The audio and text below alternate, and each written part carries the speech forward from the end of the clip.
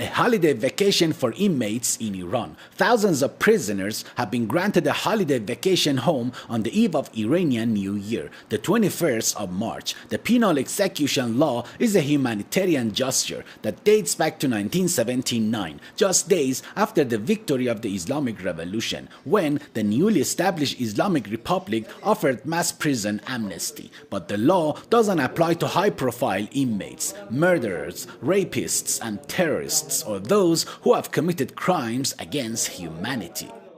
I would like to say that this year again will release many prisoners on bail. This policy has nothing to do with the upcoming elections or foreign media pressure.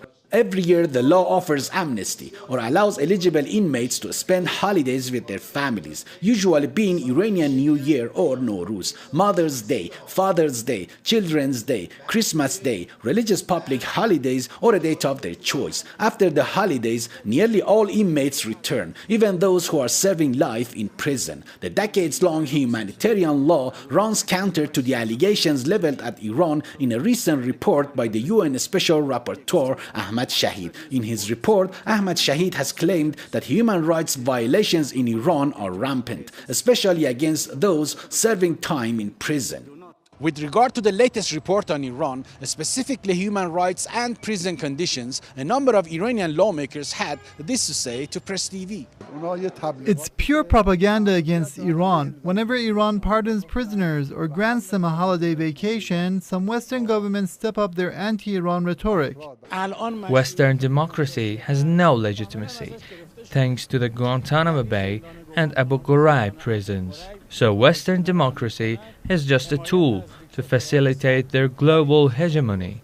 The head of Iran's High Council for Human Rights, who took part in a recent meeting of the UN Human Rights Council in Geneva, says the report by the UN Special Rapporteur is based on biased information obtained from terrorist militant groups.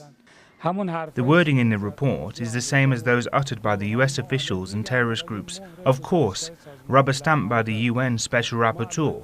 We rejected these claims with solid evidence at the UN Human Rights Council meeting.